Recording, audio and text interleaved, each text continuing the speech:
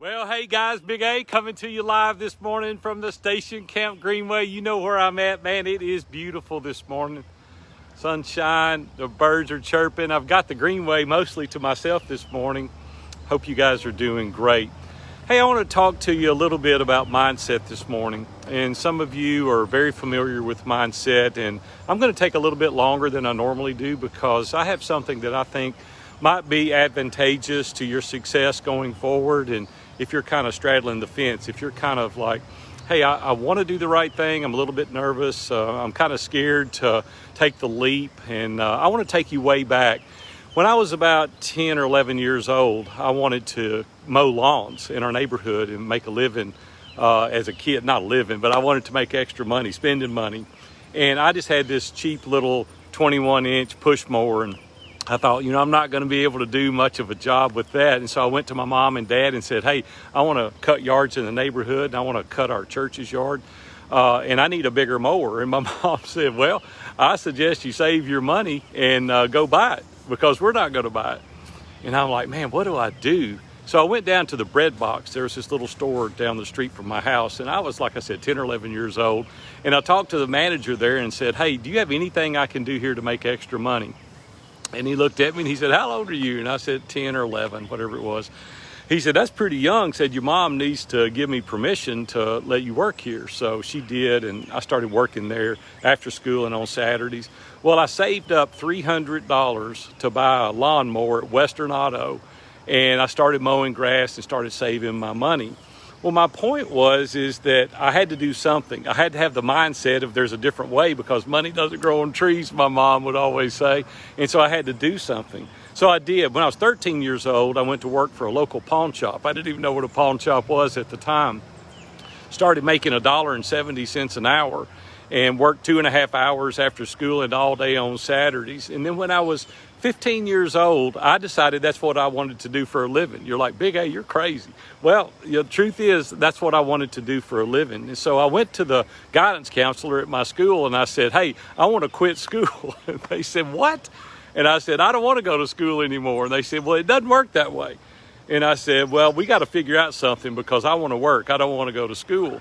And the guidance counselor said, there's no way that you can quit school. First of all, know your parents. They're not going to allow you to quit school. And second of all, it doesn't work that way. I said, well, we got to figure out something for me to get out of school early.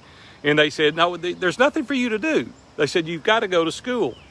And I said, no disrespect. My mom and dad taught me to respect people, but there's got to be another way. We got to figure out something. And I was adamant. I was just like, hey, there's got to be another way. Just because it hasn't been done before doesn't mean we can't figure out a way. And so they said, well, you know what? They called me back to the guidance office and they said, Aaron, they said, you can do this, but you're going to have to go to summer school and night school. You're going to have to go to Watkins Institute, and then you're going to have to go to night school. And I'm like, now we're on to something. How long do I got to do this? And they said 18 months, and you'll have enough credits to graduate. So I figured it up, and I could graduate at the beginning of my junior year in high school. And I said, okay, so there's a way. And so went into the pawn shop business. And at that time, that was a business that was owned exclusively by the Jewish community. There were 18 pawn shops in Nashville, and I'm Christian by faith. And so they said, hey, you're going to ruin this business for us. And I said, I'm not going to ruin any business for anybody. And I kept befriending them. And I said, they ostracized me, just quite honestly, for a period of time. Wouldn't have anything to do with me. And I'm like, why are y'all doing this? I'm for you. I'm not against you. And we're going to grow these businesses together, and it's going to be amazing. And they said, no, we're not going to have anything to do with you. And I kept befriending them year after year after year. Go to them, visit with them, and win them over. My greatest accomplishment, as far as I'm concerned, in my entire career was when I was 25 years old, being in the pawn shop business. The Jewish community made me president of the statewide association. And I'm like, now we're getting somewhere. See, it's the mindset that we've got to have. We can't just take no at every turn. People told me, when I went into business, they said, you can't go into business. You don't have any money. and you're too young to have established credit, and there's no way. I said, well, I'm going to find somebody with the money. And I did. I found 2 insurance guys that owned the 21st largest insurance agency in the country at the time, and approached them and said, hey, I don't have any money, but I want to go into business, and I'm willing to forego whatever amount I need to in order for you to be my partner. And so for 9 years, we were partners, and I gave up 2/3 of the business so that I could be in business with them, so I could make some money.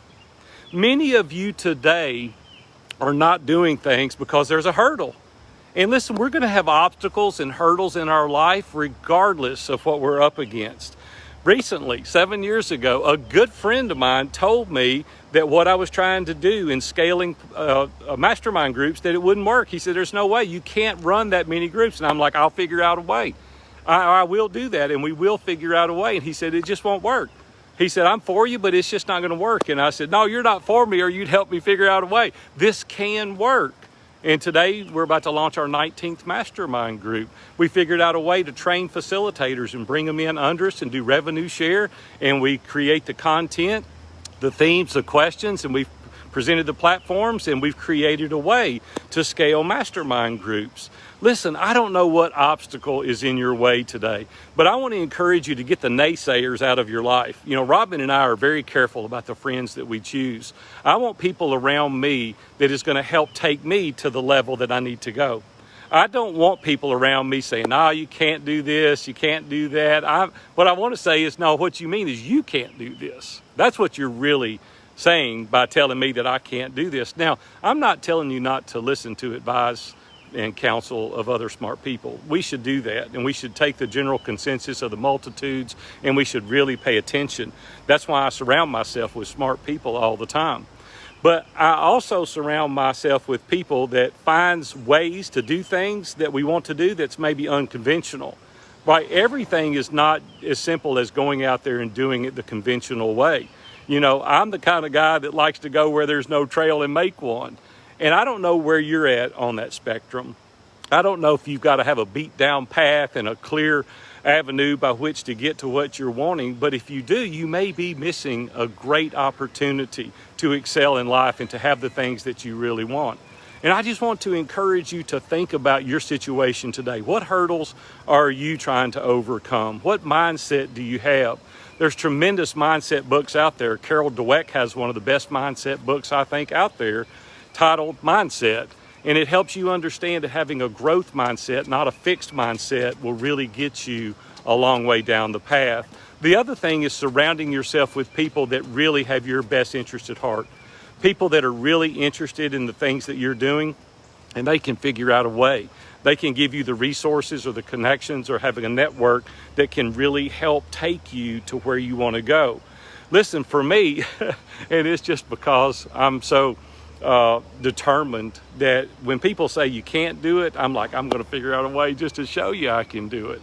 Now, I don't really mean that. I'm not doing it out of spite, but I do want to do things sometimes that people say you can't do. What if the people that flew the first airplanes said we can't do it? The people going to outer space, and we're really getting to enjoy some of that right now, seeing some of SpaceX programs and what they're doing. What if they told Elon Musk, you can't do that? Listen, just think about your situation today and have a level of grit and determination and perseverance to figure out a way to do it. Listen, my good friend Dan Miller talks about what does this make possible? And that's the situation that we're confronted with today. You know, we're dealing with situations that we've never been confronted with in the history of man. What does that make possible? What is it that you can do that maybe is unconventional? Maybe it's never been done that way before, but isn't there something exciting about that? I get fired up thinking about that. I'm like, yeah, you've never done that before, and people told me you're 18, you can't do this, and you're 25, now you're the president of that association. It's like, yes, we can do it. And what is it that you want to do that people are keeping you down because they tell you it just can't be done? For me, it makes me work a little harder, makes me try just a little bit harder. I wanted to come to you today and share just a few of those stories, not to boast in any way, but to maybe encourage you that if you're confronted with a situation, do not let that obstacle hinder you. If you really feel it's your calling, it's a place that you should go, and you really want to do it, I promise you there's a way to figure it out. Hey, I'm Big A, coming to you live this morning from the Station Camp Greenway. Go out there today and kill it. We'll see you.